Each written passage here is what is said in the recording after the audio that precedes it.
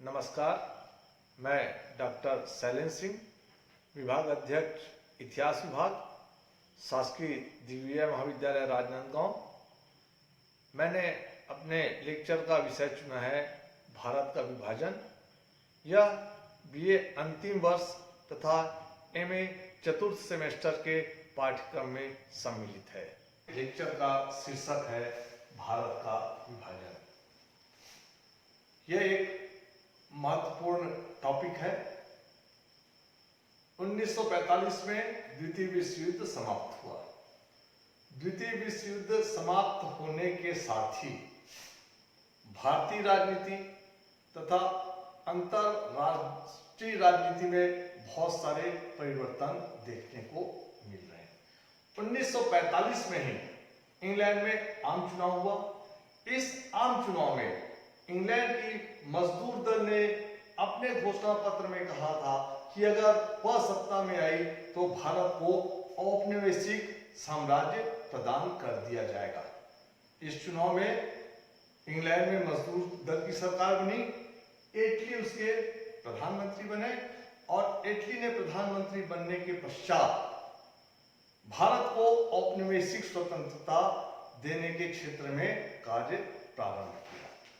मंत्रिमंडल मिशन योजना, शिमला का त्रिदलीय सम्मेलन, अंतरिम सरकार की स्थापना, एटली की घोषणा, माउंटबेटन योजना,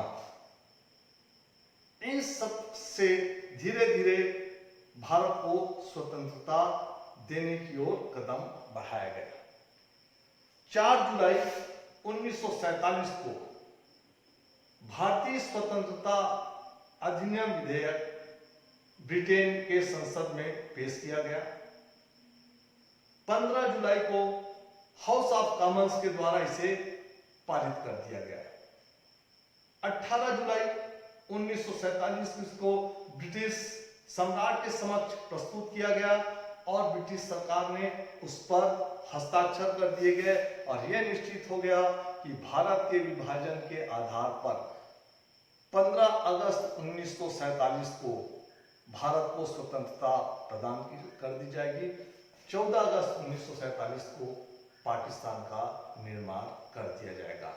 इस तरीके से हम देखते हैं कि भारत को स्वतंत्रता तो मिली, लेकिन विभाजन की शर्तों पर। आइए हम इस पे चर्चा प्रारंभ करेंगे कि ऐसे ऐसे कौन सी परिस्थितियां निर्मित होती गई जिसकी वजह से भारत को विभाजित होना पड़ा। आइए हम भारत विभाजन की विभिन्न परिस्थितियों पर चर्चा आरंभ करते हैं। सबसे पहले हम देखते हैं मुसलमानों की अलगाववादी नीति। 20वीं शताब्दी के प्रारंभ से ही मुसलमानों ने अपनी अलगाववादी नीति शुरू कर दी थी। इसका प्रारंभ सर सैयद अहमद खान के द्वारा अलीगढ़ आंदोलन से प्रारंभ किया गया। सर सैयद अहमद खान को यह लगता था कि हिंदुओं से अलग होकर ही मुसलमान प्रगति कर सकते हैं। इसलिए उन्होंने कांग्रेस के विरोध में एक अपना संगठन बनाया जो कि कांग्रेस की नीतियों का विरोध करती रही। इसी परिप्रेक्ष्य में 1907 में कराची में मुस्लिम लीग की स्थापना की गई।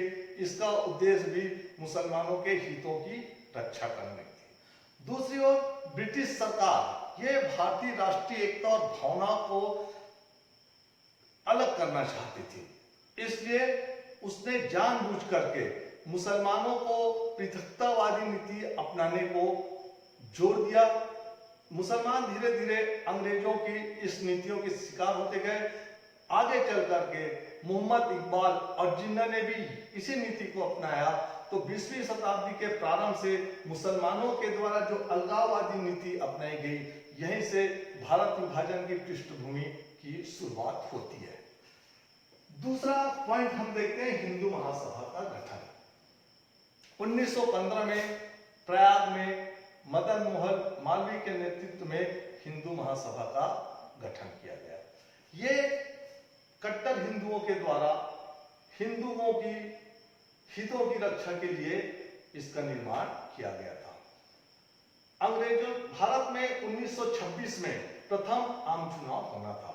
अंग्रेजों ने इस आम चुनाव से पहले ही मुस्लिमों को अलग से उनके निर्वाचन क्षेत्र अलग कर दिए गए थे। इसका विरोध हिंदू महासभा के द्वारा किया गया।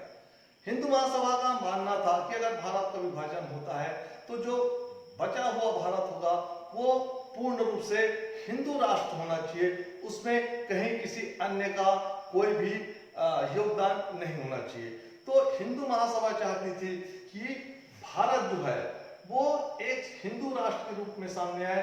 इसके लिए उन्होंने अपने लेख भी प्रकाशित किए, अपने विचारों को जनता के सामने रखा और वो चाहते थे कि अगर भारत का विभाजन हो तो भारत एक हिंदू राष्ट्र के रूप में सामने आए। भारत विभाजन के अंतर्गत हम चौथे बिंदु के रूप में देखते हैं जिन्ना की कहानी। जिन्ना ने राजनीति में प्रवेश प्रारंभ में राष्ट्रवादी नेता के रूप में किया था। वो शुरू में हिंदू मुस्लिम एकता के पक्षधर थे। 1916 के लखनऊ समझौते में जिन्ना का महत्वपूर्ण योगदान था। उन्होंने हिंदू और मुस्लिमों के बीच एकता करवाने में महत्वपूर्ण भूमिका निभाई थी। लेकिन धीरे धीरे उनके विचारों में परिवर्तन आया और परिवर्तन आने के साथ साथ उन्होंने मुसलमानों को लेकर के या मुसलमानों के हितों को लेकर के उन्होंने एक अड़ियल सा रुख अपनाया और इस अड़ियल रुख की वजह से आगे चल के हम देखते हैं कि जो शिमला समझौता है या वेवेल योजना है वो योजना सिर्फ जिन्ना की वजह से पूरी नहीं हो पाई और जिन्ना के ही कारण से धीरे धीरे भारत विभाजन की पृष्ठभूमि तैयार होने लगी। कांग्रेस जो थी वो कांग्रेस जो है वो जिन्ना को उस समय उसके नीतियों का समर्थन करती रही। तो इसलिए इतिहासकार मानते हैं कि जिन्ना की हरधर्मी भी भारत विभाजन का एक महत्वपूर्ण कारण था। अगले पॉइंट में हम देखते हैं अंग्रेजों की भारत को कमजोर करने की नीति। अंग्रेज चाहते थे कि उनके जाने के पश्चात भारत कमजोर है, भारत अपनी पुरानी खोई हुई परंपरा को वापस प्राप्त न कर पाए। ऐसी स्थिति में उनके लिए सबसे अच्छा था कि भारत को विभाजित कर दिया जाए, भारत के 2 टुकड़े कर दिए जाए, जिससे भारत के लोग जो हैं दोनों देश के लोग आपस में एक दूसरे के साथ संघर्ष करते रहें और वो आपस में ही लड़ते रहें, जिससे कि वो शक्तिशाली ना बन पाए। तो इसके लिए भी अंग्रेजों की नीतियां जो थी वो नीतियां इस प्रकार से थी कि भारत को विभाजित कर दिया जाए, एक महत्वपूर्ण कारण था। अगला जो पॉइंट है फूट डालो और शासन करो की नीति। 1857 के पश्चात अंग्रेजों की नीतियों में परिवर्तन आया। उन्होंने फूट डालो और शासन करो की नीति अपनानी उन्होंने प्रारंभ कर दी। यही वजह है कि 1909, 1919, 1935 में इन्होंने पृथक निर्वाचन की व्यवस्था करके भारत में सांप्रदायिकता को आगे बढ़ाया।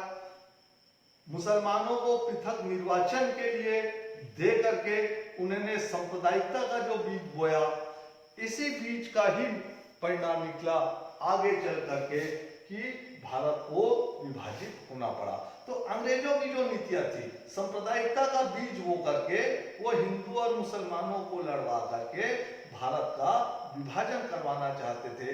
इसीलिए उन्होंने सांप्रदायिकता का कार्ड खिला। 1909, 1919, 1935 के जो अधिनियम थे इन अधिनियमों में उन्होंने पृथक निर्वाचन की व्यवस्था की। अगले पॉइंट के रूप में हम देखते हैं अखंड भारत के लिए पाकिस्तान आवश्यक। जिस प्रकार की परिस्थितियां बनती जा रही है, बहुत सारे लोगों का विचार था, नेताओं का विचार था कि पाकिस्तान का निर्माण कर देना चाहिए, क्योंकि उनका मानना था कि पाकिस्तान राजनीतिक, आर्थिक और सैनिक रूप से कमजोर था। जिस प्रकार से हिंदू और मुसलमानों के बीच विद्वेष की भावना बढ़ती जा रही थी, लोगों का यह मानना था कि पाकिस्तान के निर्माण के पश्चात कुछ समय के पश्चात पाकिस्तान जो है वापस भारत का अंग बन जाएगा।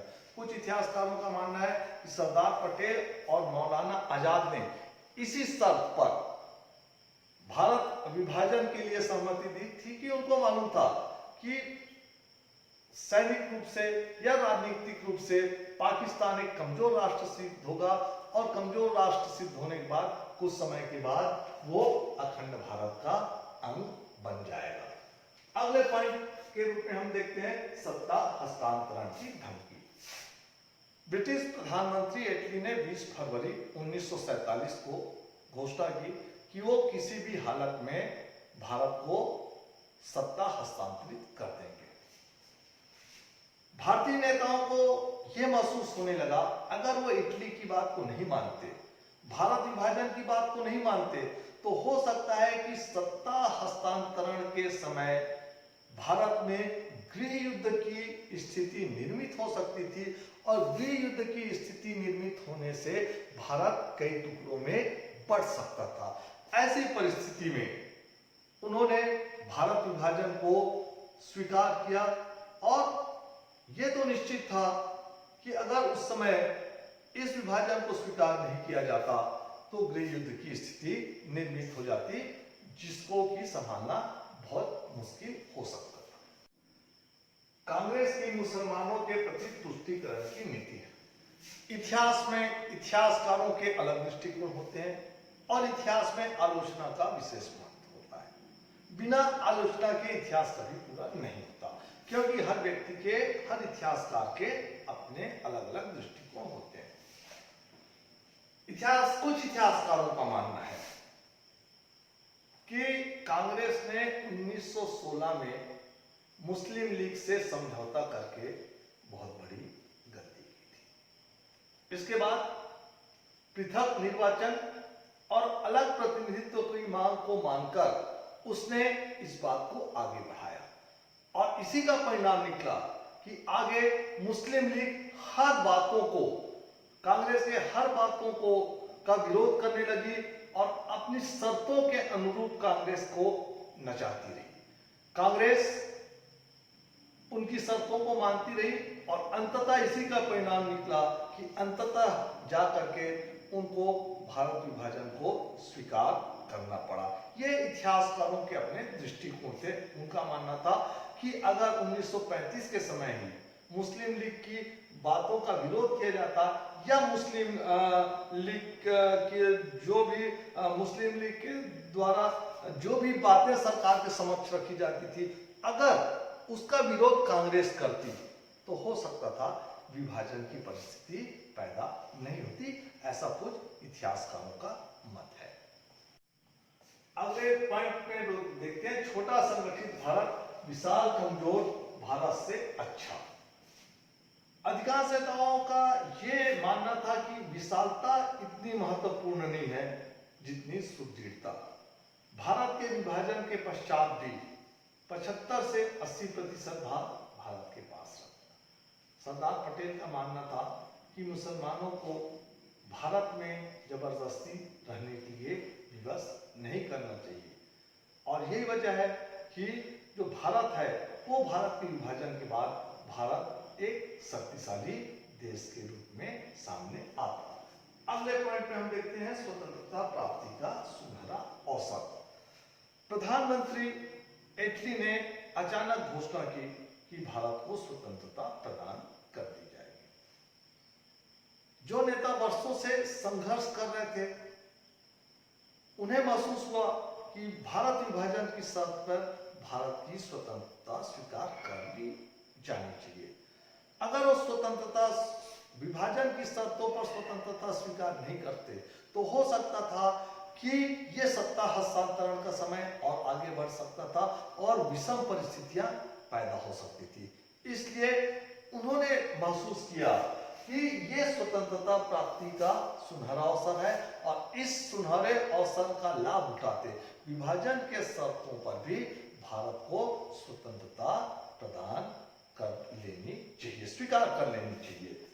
अगले पॉइंट में अपन देखते हैं माउंटबेटन का प्रभाव। भारत को स्वतंत्रता दिलाने में माउंटबेटन का बहुत बड़ा योगदान है। जिस समय माउंटबेटन भारत आए उस समय भारत के कोई भी नेता भारत विभाजन के पक्ष में नहीं थे। ना तो सरदार पटेल थे, ना तो नेहरू थे, ना गांधी जी थे, ना आजाद, मौलाना आजाद, कोई भी विभाजन के पक्ष में नहीं थे। लेकिन माउंटबेटन ने अपने आगमन के पश्चात राजनीतिक चालाकी या प्रशासनिक कौशल या नम्रतापूर्ण व्यवहार से इन सारे नेताओं को अपने प्रभाव में लिया, अपने विचारों से उनको सहमत करवाया और विचारों से सहमत करवाने के साथ साथ 1 महीने के भीतर ही उन्होंने इन सारे नेताओं को भारत विभाजन के लिए तैयार कर लिया। वो चाहते थे कि जितना अधिक से अधिक, जितना जल्द से जल्द हो सके वो भारत को सत्ता सौंप देना चाहते थे।